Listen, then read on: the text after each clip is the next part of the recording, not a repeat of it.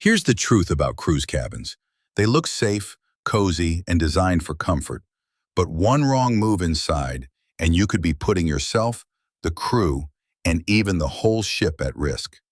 See, most passengers don't think twice before blocking an air vent, plugging in too many devices, or hanging something over their balcony railing. They feel harmless in the moment, right? But ask any cabin steward or crew member, and they'll tell you, these are the mistakes that give them nightmares. We're not just talking about minor inconveniences here. These mistakes can lead to fines, damage worth thousands, or even life-threatening accidents. And stick with me till the end, because after I walk you through the 3 biggest mistakes you must avoid, I'll share a real incident reported in the news, where one of these seemingly small slip-ups turned into an absolute tragedy at sea. So let's dive in, starting with mistake number 1. Mistake number 1, blocking the air vents with clothes or bags. At first glance, that little vent above your cabin door or ceiling looks like no big deal. But covering it with a wet swimsuit, towel, or even a stray backpack can create a chain reaction of problems most passengers never imagine. Here's why it's more serious than you think. Point 1. Safety first. Those vents aren't just pumping cool air. They're tied into the ship's fire suppression and filtration system. Block the airflow, and you're tampering with how smoke detectors and sprinklers react in an emergency. Point 2. Instant alarms. On some ships, sensors detect restricted airflow within minutes. Security has shown up at cabins thinking there's a fire, only to find someone's damp beach towel stuffed against the vent. Point 3. The bill comes to you. Passengers have been fined anywhere from $250 to $500 for tampering with ventilation. One couple even shared online that their blocked vent caused condensation to drip, soaking the carpet and shorting a cabin lamp. Repairs billed directly to their onboard account. Point 4. Crew perspective. Stewards hate this one because they get pulled into false alarm cleanups. One ex-steward told me a passenger once hung 4 wet life jackets on a vent, don't ask why, and set off alarms for half the deck. Everyone thought it was a real fire. How to avoid it? Use the pull-out clothesline in your bathroom for swimsuits. Ask your steward for extra hangers or drying racks. Most are happy to provide them. If you've got a balcony, let the ocean breeze do the work. Just clip items so they don't fly away. Blocking vents seems harmless, but on a ship, little things turn into big problems fast. Because here's the thing, safety on a cruise isn't just about your cabin. The biggest risks often happen when people ignore the ship's most important safety rule of all. And that brings us to mistake number 2. Mistake number 2, ignoring muster drill instructions. The muster drill might feel boring, standing around in the heat with a bulky life jacket, but skipping details here is one of the most dangerous mistakes you can make. Here's why. Point 1. The Costa Concordia disaster in 2012 showed how chaotic things can get if passengers don't know their stations.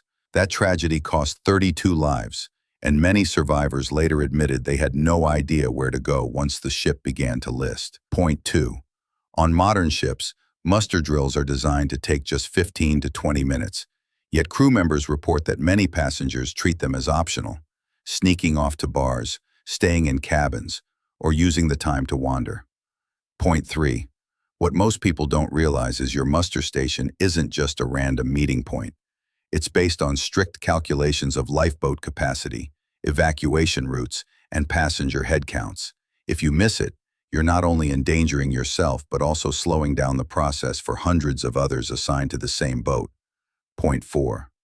Crew insiders say that during practice drills, it can take up to half an hour longer to get everyone accounted for, all because a handful of passengers ignore the instructions or show up late. In a real emergency, those minutes can make the difference between orderly evacuation and absolute chaos. Point 5. To add to that, new technology like digital muster check-in systems rolled out during COVID make the process quicker, but only if passengers actually participate. Skipping it means the crew has to physically hunt you down. How to avoid it? Treat the muster drill like your seatbelt demo on a plane. Pay attention once, and you'll know exactly what to do if the worst happens. Even if you've cruised 20 times, remember, every ship has a unique layout, different safety zones, and a new crew. Spending 15 minutes now could save your life later. And speaking of safety, it's not just emergencies that put you at risk. Sometimes the danger is hiding in plain sight, right on your private balcony. That's mistake number 3. Mistake number 3, overloading balcony railings. Balconies are one of the biggest perks of cruising, but also one of the biggest safety blind spots. Why this is dangerous? Point 1. Passengers often hang wet clothes, heavy bags, or even shoes on the railing to dry. But at sea, winds can hit 30 to 40 knots without warning. A sudden gust can launch items instantly. A dropped item doesn't just disappear. It can fall onto lifeboats, balconies, or sunbathers on the deck below. Injuries have happened this way. Point 2. In 2019, a toddler tragically fell from a cruise ship after being placed on a railing.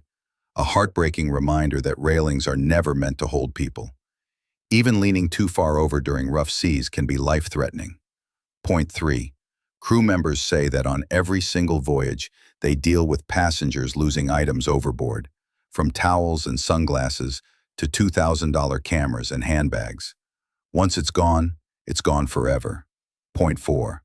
And here's something many don't know.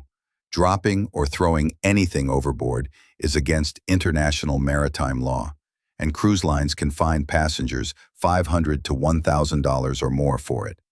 In some cases, offenders are even disembarked at the next port. Point 5. On the maintenance side, letting wet clothes drip can stain balcony decks or corrode railings, which creates expensive cleanup. Some cruise contracts even note that damage repair costs may be billed directly to passengers. How to avoid it? Use the retractable clothesline in your bathroom for drying swimsuits or towels. Keep balcony rails completely clear. Treat them as hands only. If you're cruising with kids, enforce a strict no climbing or leaning rule. And remember, no photo or Instagram story is worth the risk of leaning over a railing. Here's a real example that shows how serious this can get. In 2019, little Chloe Wiegand was lifted by her grandfather onto what appeared to be a safe barrier on Royal Caribbean's Freedom of the Seas, only to discover it wasn't. A clear, transparent window was actually open. She tragically fell from the 11th deck, about 150 feet, to the pier below. The assumption that the wall behind the railing was closed glass proved fatal. Let this be your warning. Never assume safety just because something looks protected. And there you have it. 3 mistakes that can turn a dream cruise into a nightmare, plus a true story that proves these risks are very real. Don't let that be you. If you found this helpful, give it a thumbs up, hit subscribe, and ring that bell so you never sail blind again. And drop a comment below. Which mistake surprised you the most? I'd love to hear your thoughts. Safe sailing, and I'll see you in the next one.